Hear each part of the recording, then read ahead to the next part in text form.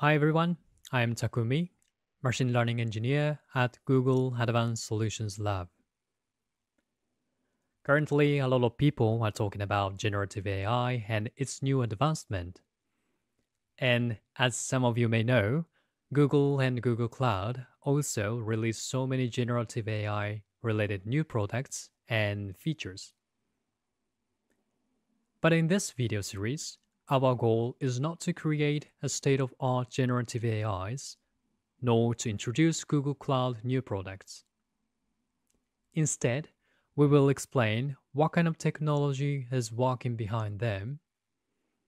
And especially in this video, I'm going to talk about how to actually create a very simple generative model, image captioning model, by using technologies like encoder-decoder, attention mechanism, and a bit transformer.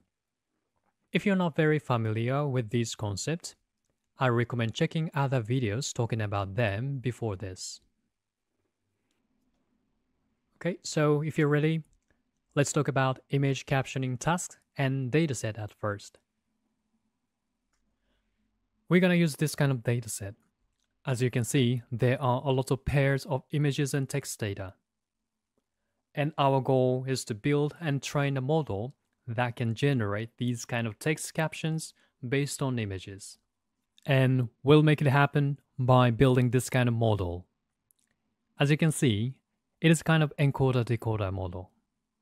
But in this case, encoder and decoder handle different modality of data, which is image and text. So we pass images to encoder at first, and it extracts information from the images and creates some feature vectors.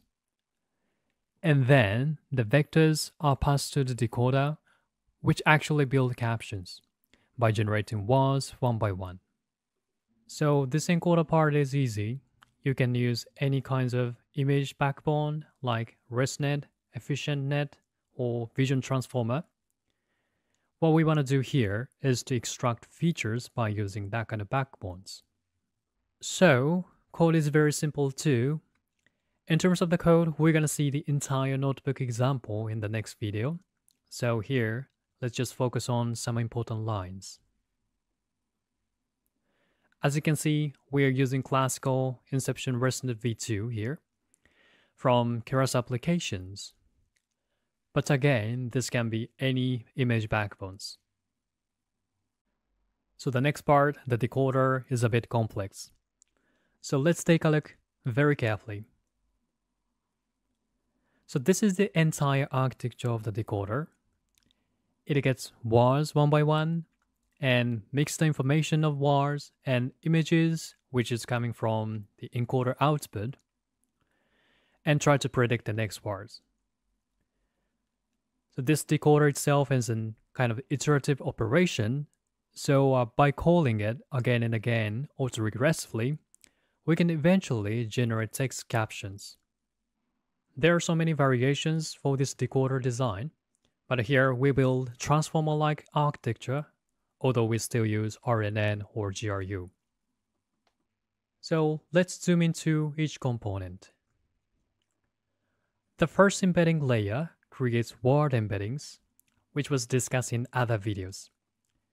And we are passing it to GRU layer. If you forgot what GRU is, it's a variation of recurrent neural network, or you can call RNN. RNN takes inputs and updates its internal states and generate output. So by passing sequential data like text data, it keeps the sequential dependencies from previous inputs like previous words. The GRU output goes to attention layer, which mixes the information of text and image. In TensorFlow Keras, we can use predefined layers in the same way as other layers. There are multiple implementations, but here we simply use TF Keras layers attention. But if you want to use more transformer-like architecture, you can also pick up TF Keras layers multi-head attention, which uses multiple attention heads. You can simply switch and use it in almost the same way. Inside attention layer, it looks like this. as you may have already seen in another video about attention mechanism. But unique thing here is it pays attention to image feature from text data. By doing so, it can calculate the attention score by mixing both information. Going back to code, you can see this attention layer takes two inputs, GRU output and encoder output. Internally, GRU output is used as attention query and key, and encoder output as value. The last components are add layer and layer normalization layer. Add layer just adds two same-shaped vectors.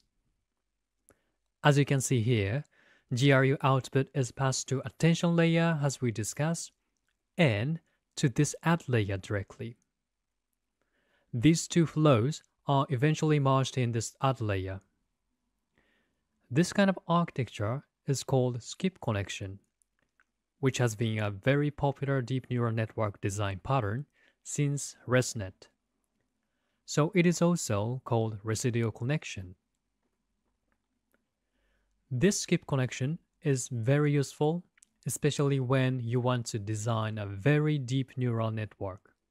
And it is also used in the transformer. With this, now we could build entire decoder.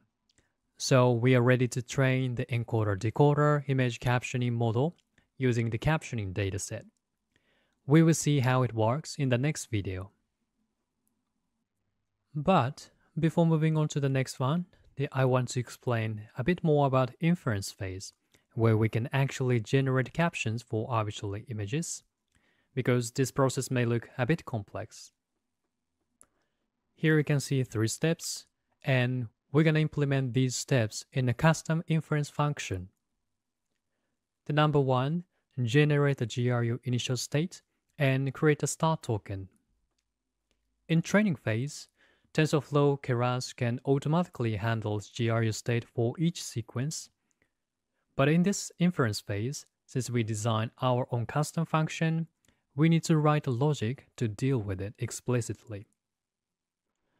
So at the beginning of each captioning, we explicitly initialize the GRU state with some value. And at the same time, remember our decoder is an autoregressive function. But since we haven't get any word prediction yet at the beginning of the inference, we pass start token, which is a special token that means the beginning of the sentence. Number 2, pass an input image to the encoder and extract the feature vector, as we discussed. And number 3, pass the vector to, this time decoder, and generate a caption word in the for loop until it returns end token, or it reaches to max caption length, which is just a hyperparameter specifying some number like the 64. And in this for loop, we define all the procedures of caption generation by calling the decoder autoregressively. End token is a special token too, which means the end of the sequence. So when our decoder generates this token, we can finish this for loop. Or you can go out of the loop when the length of the caption reaches some number, max caption length.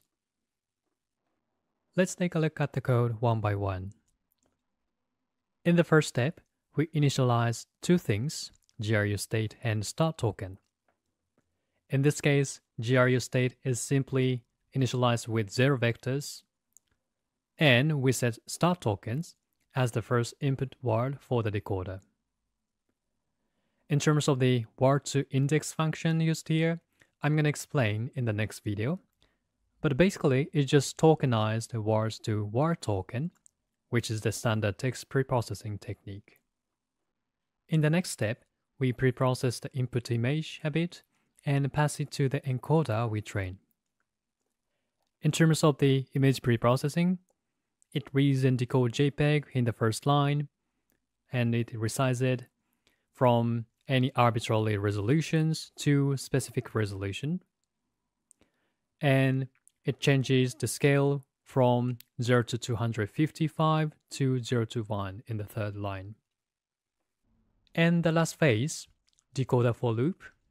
It is a bit complex, so I will explain in the next video more in detail with the actual code. But the main thing here is to call the decoder by passing three things. Deck input means decoder input, which should have a var token predicted in the previous iteration. And as we talked, if it is the first iteration, this would be the start token. GRU state is the current GRU state we discussed. And please note that the decoder also output the updated GRU state. And last but not least, features. This is the image feature we extracted with the encoder. By passing them, we can get the actual next word prediction. This is a very simple text generation model from images, but this kind of iteration is very similar even in very large language generation models like Google Bard. They basically predict the next word autoregressively in this way, one by one, based on some information, and learned knowledge, which is embedded in a huge number of parameters. In the next video, I will walk you through the entire notebook, and then we will check what kind of captions this model can generate. Thank you so much for watching, and see you in the next video.